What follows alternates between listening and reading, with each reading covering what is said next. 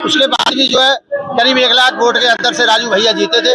इस बार उनके खिलाफ भयंकर एंटी इनकम्बेंसी है और लोधी और 60 वोट जो है एक मुश्त जो है बीजेपी के खाते में जाता था।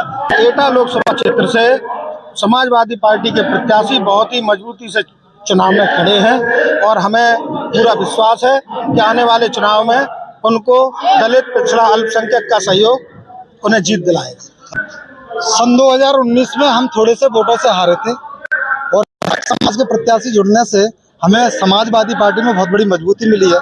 90% अल्पसंख्यक लोग हैं जो हमेशा सपोर्ट करते आए और अब भी करते आएंगे कि वो लोगों को अपनी जहाँ जिस निजी जिले से वो हैं अपने गृह क्षेत्र से वहाँ के लोगों को यहाँ हमारे जनपद कासगंज में एटा में इसलिए लगाया गया है कि आप अपने जो रिलेटिव हैं उनको डराइए धमकाइए। समाजवादी पार्टी के कद्दावर नेता धर्मेंद्र यादव आज कासगंज पहुंचे, जहां पर कार्यकर्ताओं में उन्होंने जीत का मंत्र।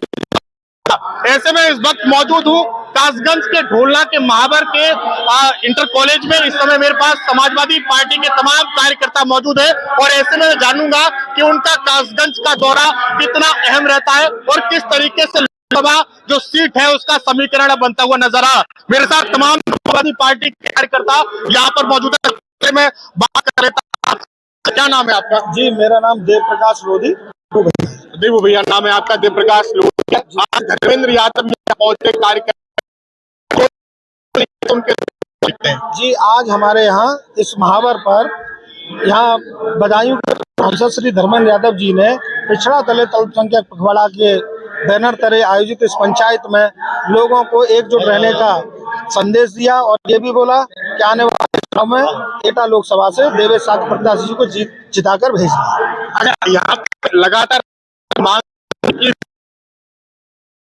के बीच में आने चाहिए क्योंकि जिस तरीके जातिगत समीकरण, ऐसा क्या लगता है इस समय देवेश साके को एटा लोकसभा का बनाए तो चुनाव आएगा और क्या समाजवादी पार्टी को फायदा मिलेगा? जी, वर्तमान स्थिति में एटा लोकसभा क्षेत्र से समाजवादी पार्टी के प्रत्याशी बहुत ही मजबूती से चुनाव में खड़े हैं और हमें पूरा विश्वास है कि आने वाले चुनाव में उनको दलित पिछड़ा अल्पसंख्यक का सहयोग उन्हें जीत दिलाएगा। क्या नाम है आपका? मेरा नाम लखपत सिंह लोधी है।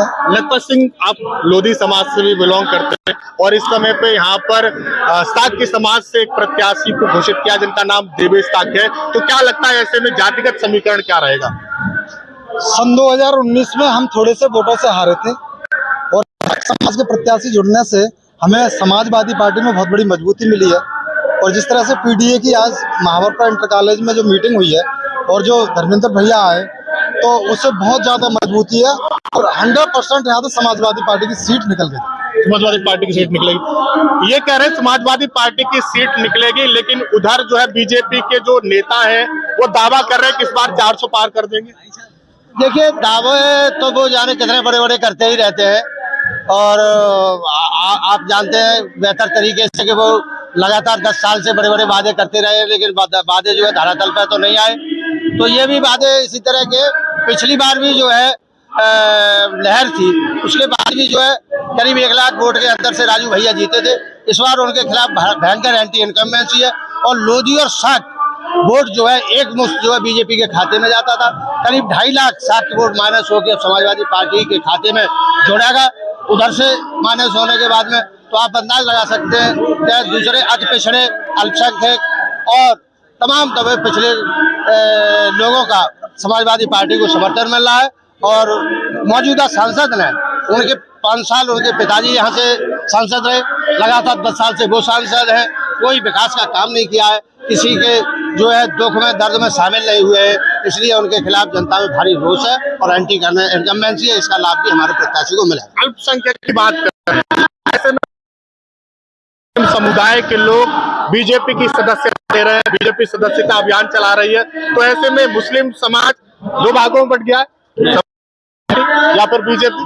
समाजवादी पार्टी में 90% लोग हैं, समाजवादी पार्टी में 90% अल्पसंख्यक लोग हैं जो हमेशा सपोर्ट करते आए और अब भी करते आएंगे। समाजवादी पार्टी के यहाँ राष्ट्रीय अध्यक्ष युवजन सभा मोहम्मद सैयद वो यही इसी जिले के हैं, इसलिए इस बात का भी उनको फर्क पड़ेगा कि वो खुद यहाँ प्रचार करने आएंगे। युवा भी मेरे साथ मौजूद है, कितनी लहर लग रही है इस बार समाजवादी पार्टी की?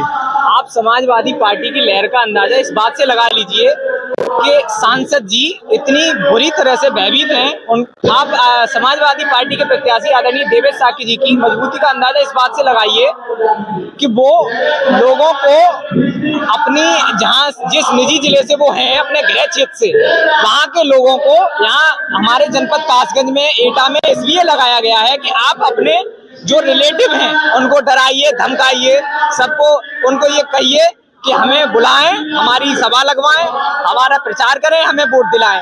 तो इससे आप अंदाजा लगा सकते हैं कि दूसरे जिले के लोग लोकसभा एटा में आकर सांसद जी के लिए डरा धमकाकर सब तरह से प्रचार करेंगे। इसका मतलब यही है कि समाजवादी पार्टी बहुत मजबूत स्थिति में है।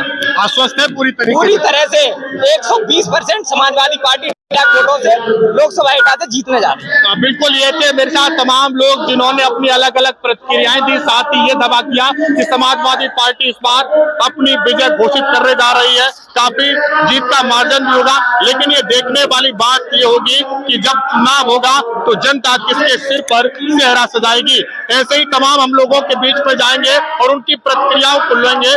आज हमने समाजवादी पार्टी के कार्यकर्ताओं से बात की, इसके बाद अगला हम बीजेपी के कार्यकर्ताओं से बात करेंगे और तमाम उन लोगों के बीच में भी जाएंगे जो निर्धारण करते हैं कि किसके सिर पर जीत का सेहरा सजेगा। लगातार देखते रहिए हमारा कासगंज।